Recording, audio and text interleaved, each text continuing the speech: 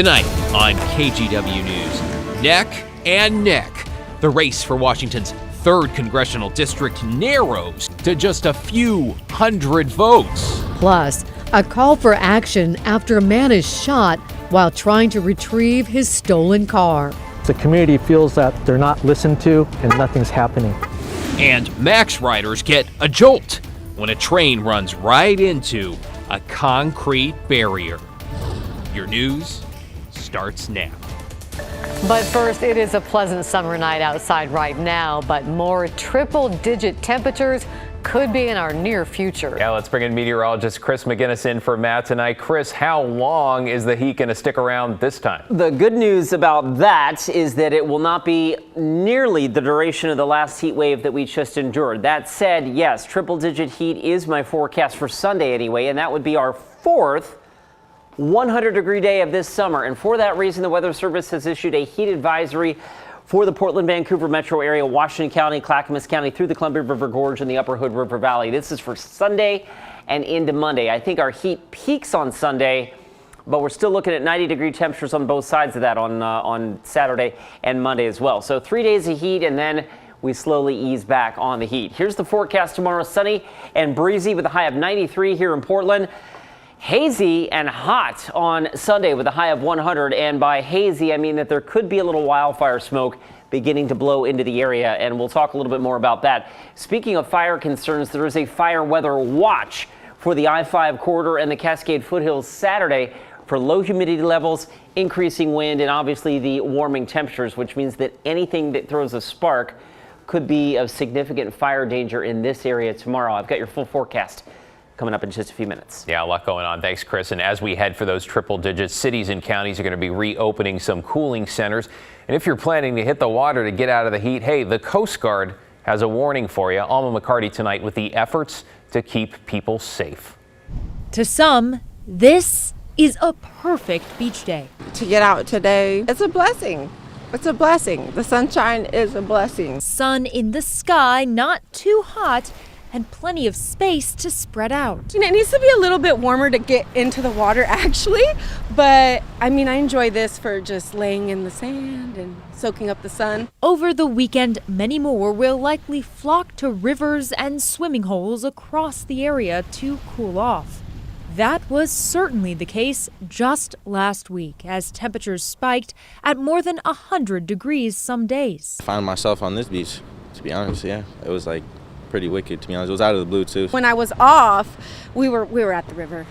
We were at the river the whole time. That's why the U.S. Army Corps of Engineers, along with other state agencies, want people to remember the dangers out on the water. Swimming ability is kind of a misnomer. Like, it just doesn't matter if you're unconscious in the water. Wearing that life jacket is what is going to save your life. The Oregon State Marine Board reports there have been 11 recreational boating deaths so far this year, with 6 of those occurring in July. The Oregon Health Authority, which only has data through 2020, recorded nearly 60 drownings that year, a 160% increase from the previous year. Definitely know before you go, we like to say. So know about your surroundings, know the water temperatures, for instance, know the waterways. For those not on the water, Multnomah County is activating additional cooling resources on Sunday, like a daytime cooling center and extended library hours. Hillsborough will offer 4 cooling centers,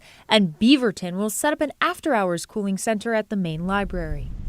Back at Broughton Beach, these visitors are looking forward to another hot weekend and are taking those safety messages to heart. Make sure safety always, obviously, #1 priority. For sure, if you're getting on a boat, you need to wear a life jacket. Like, there's no questions about that. Put on a life jacket. Even if you're a good swimmer, don't go out there feeling confident, because you don't know what's out there.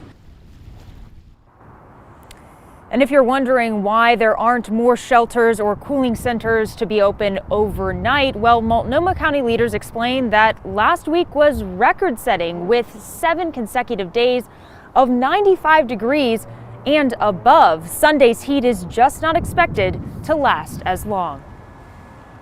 Well, we sure hope everyone will be careful out there. Thank you, Alma.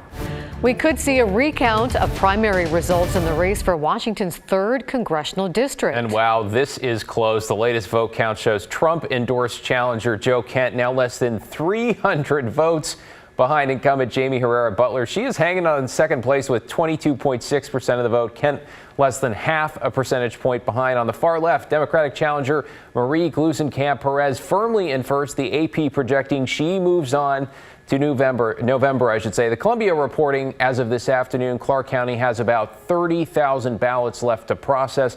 Their next update will not come till Monday, so we'll be watching in Washington. Keep in mind those top 2 candidates advance the general regardless of party. Let's get to a bit of good news out of Wasco County, where evacuations are being downgraded by 1 level at the Miller Road fire. That means level 3 evacs, which are go, are now level 2. Level 2s go to 1, and so on. The fire near Maupin has burned more than 11,000 acres and at least 1 structure. It's 25% contained, and fire crews say they're now cautiously optimistic as they make good progress. Also, portions of 4 national forests are now closed because of 3 fires burning southeast of Eugene. Parts of Umpqua, Deschutes, Willamette, and Fremont Wainema National Forests are closed, and that includes part of the Pacific Crest Trail, the Diamond Peak Wilderness, and Summit Lake. The U.S. Forest Service says all of these closures allow crews to focus on fighting the flames instead of evacuating visitors. Now let's get you caught up on tonight's other headlines. Gresham police have arrested a man in a hit and run that left a cyclist dead. Investigators caught up with 52-year-old Donald Troy Bighouse after looking through surveillance video from the area where it happened. He's accused of hitting the cyclist along Southeast 182nd Avenue on Wednesday. A security guard found the victim's body. Bighouse faces murder and felony hit and run charges.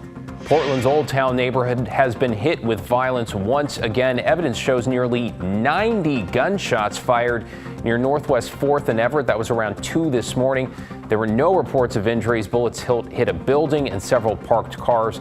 Police have arrested 2 people. You might remember a woman was stabbed to death Tuesday morning in this very same area. The suspect in that case has also been arrested. TriMet is investigating after a MAX train didn't stop at the end of the line this morning. It crashed into a safety barrier at the Southeast Park Avenue station and buckled the concrete. The operator went to the hospital. 2 other passengers complained of injuries but refused medical help at the scene. Members of Portland's Asian American community are raising concerns tonight. They say a man was shot while tracking down his stolen car. And they claim officers who were at the scene, they left before the shooting happened. Tim Gordon has the story. The meeting inside the restaurant was a chance for community members to be heard and ask some questions, even if there are not a lot of answers yet. The Portland Police Bureau does confirm that a shooting at Southeast 122nd and Holgate last Friday night injured 2 men. One of those men had gone to the location to retrieve his stolen car. That man is of Chinese descent, and according to leaders of the Chinese American community, he's still in the hospital with serious injuries. Neil Lee told us on Thursday that officers arrived and ultimately did not help the man get his car back. And after they left, Lee said a gunfight broke out. But at this point, it's unclear exactly who was shooting and why. Police are still investigating and not commenting about the details of the case. And we also can't say yet why officers cleared the scene when they did. That leaves people to wonder and want to be heard. The message is that we need the police bureau and the city to listen to the community, because the community feels that they're not listened to and nothing's happening. So they want some assurances and some comfort to know that the police bureau and the city cares about the Chinese community, about the Asian community. We also spoke with Portland Police Association President Aaron Schmautz, who came to the meeting. He said he understands the concerns coming from a community that has seen a surge in bias crimes in the past few years. And although there is a ways to go investigating this situation, including the police response, Schmautz says police need to do all they can to connect. There's different timelines, and certainly investigative timelines don't meet up with the need to very quickly and transparently talk about impact on community. And so I think it's important for law enforcement to be available and to be able to hear and to be able to discuss what we can discuss and also build that trust. Tim Gordon, KGW News.